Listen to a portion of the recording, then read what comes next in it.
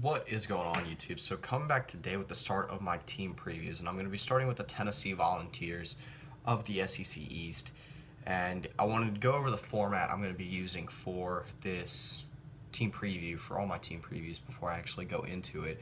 I'm going to start with my three key players, three players that I think are going to make each team just be super successful or could be the downfall of that same team in the same year. My two X factors, so obviously the two maybe unknowns or known factors that also will determine as a team how successful that team is this year, or how successful that team is this year. And then I'm going to go through my biggest game, like the most important game, and then also the trap game for that team, and then obviously my record prediction.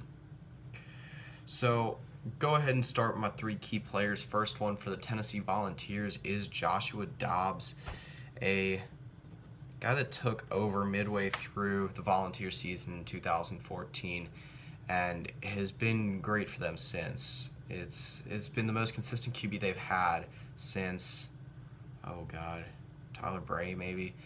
It's something that is a luxury for the Volunteers considering what they've had to go through with QBs over the last 10 years. And they just need him to be a little bit more consistent as a passer. He is athletic, he can get outside the pocket, he can run, but that offense is going to go as he goes. They're going if they want to take that next level, that next step up to contending for an SEC title and maybe being able to go to the college football playoff in Dobbs last year at Tennessee, he's going to need to be able to complete more passes. He's going to be able to need to be more consistent this year, especially in crunch time. So my second key player for Tennessee is Josh Malone. Coming back, probably the most experienced receiver, definitely the most experienced receiver for Tennessee. He's a guy that's extremely talented, but has never really put together a full good season statistically, and he's going to have to be able to do that this year. This is a pretty thin wide receiver core. It's relying very heavily on Josh Malone, and then Juwan Jennings and Preston Williams are also going to be key factors for this year. But Josh Malone last year, his best statistical season, only 31 receptions, 405 yards, and 2 touchdowns. Those numbers are going to have to be increased this year. My third key player is Jaylen Reeves Maven, the linebacker for Tennessee. Losing Kurt Magid will hurt a little bit, but I don't think it's going to hurt that much. This can be a very solid linebacking core for Tennessee between Jaylen Reeves Maven and Darren Kirkland. This is just an entire talented defense for Tennessee, and while he's not the biggest name along this defense, I think that the title belongs to Cam Sutton and Derek Barnett. This is an extremely talented defense, and I think if they want to have that three-headed monster that they really have on offense between Jalen Hurd, Alvin Kamara, and Josh Dobbs, and really complete a full defense dominant at every level, Jaylen Reeves Maven's going to have to step up and be that dominant linebacker. So moving to my X factors, and my first one is a consistent passing game. I mentioned this earlier with Josh Dobbs. It's been good, but it hasn't been great. The receivers have to step up a little bit more. Like I said, I see Juwan Jennings and Preston Williams taking a huge step up this year. Preston Williams being the 5-star receiver, had a decent freshman year, and again, his sophomore year, I think I could see him being huge. This is also a team that returns a tight end in Ethan Wolf that's very experienced. Come back as a junior, going to be one of the better tight ends in the SEC, and again, it's got to be consistent. It's got to be there in crunch time. It can't have passes falling short on a kind of a wide open receiver on 3rd and 10, like it seemed every play was happening during the Arkansas loss last year. Again, this is a team that got out in front a lot last year, especially at the beginning of the year against a lot of good teams. And while the running game can hold up, really at any point, because it's one of the most talented backfields in all of college football, the passing game has to be consistent. Like I said, it wasn't bad last year by any means, but it wasn't there a lot of times when it seemed like it needed to be. They've got all the tools in place to have a successful passing game this year. Again, it's just you got to be a little bit more consistent than it has been the past 2 years. So my second X factor is the biggest one for them, and Tennessee fans know this all too well, and that's closing. You got to be able to close out games.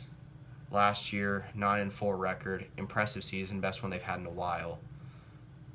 But at the beginning of the season, obviously, they just couldn't close out games. OU, 17-3 lead, ended up losing 20-17. That one was a heartbreaking loss for Tennessee fans, no doubt, seeing OU eventually make it to the college football playoff. Arkansas, 3-point loss. Alabama, 1-point loss, and again, probably another heartbreaking one. It's too much of a recurring theme. Florida, last-second loss on that long-ass field goal. But like I said, this is something that's got to get fixed. Obviously, they got over that hump with Georgia. I think it was a big step for this team. But they got to get rid of the MO of catching fire at the end of the season and just relying on that. Obviously, that'd be great again, but start the season as well as you finish it. So my biggest overall game for Tennessee is the Florida game. It can't be overstated enough how much Tennessee has struggled with Florida over the last 10 years. And this is a game that they get at Neyland Stadium. It's Saturday, September 24th. If you're a Tennessee fan, obviously mark it down on your calendar. And it's going to be a big one. This is going to be a game where, they do have two big games before against Appalachian State and Virginia Tech, but then Ohio the following week.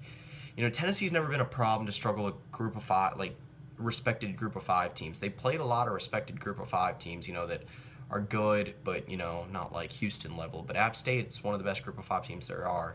They played Bowling Green last year and handled them 59-30, and Bowling Green was a good team.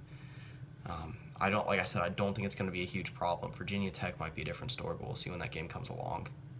Florida's going to be their first big test in the SEC. It's their first game in the SEC. Following week, they go to Georgia, so they can't fall behind early. This is a huge stretch of games that they've got 4 weeks in a row. Florida at Georgia, then at Texas A&M, and then Alabama. And, while they get two of them at home, you could argue that the two that they would want at home are Florida and Alabama. Obviously, two teams they struggled mightily with for the last 10 years. So my trap game is Texas A&M.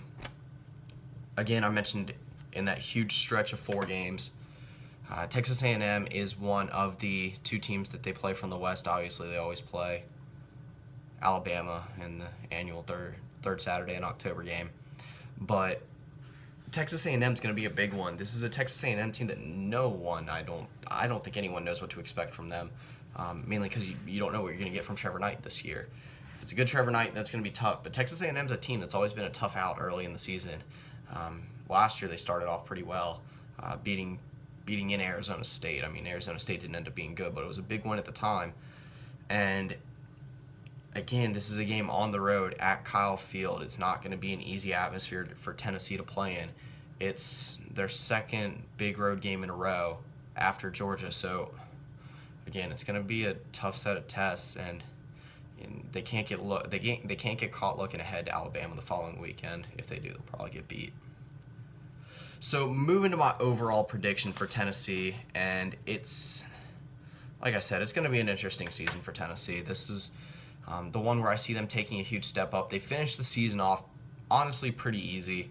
The last 4 weeks, probably the hardest game for them is Missouri at home, and who knows how good Mizzou's going to be this year.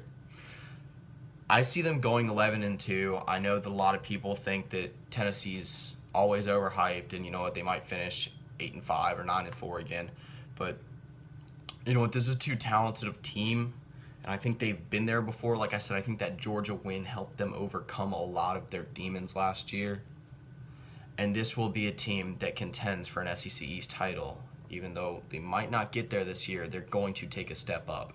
And they're going to contend, and they're going to finish the year with less than, in my opinion, 3 or less losses. I think they'll get a win in their bowl game, too. They've won their last 2 bowl games, so I don't think that'd be much of a problem. So that pretty much does it for my Tennessee preview. I'll be coming back later today with my Oklahoma State preview. And pretty soon I'm going to release my full schedule of team previews, just to give you guys an idea of when your favorite team might be coming along. But yeah, that's pretty much it. See ya.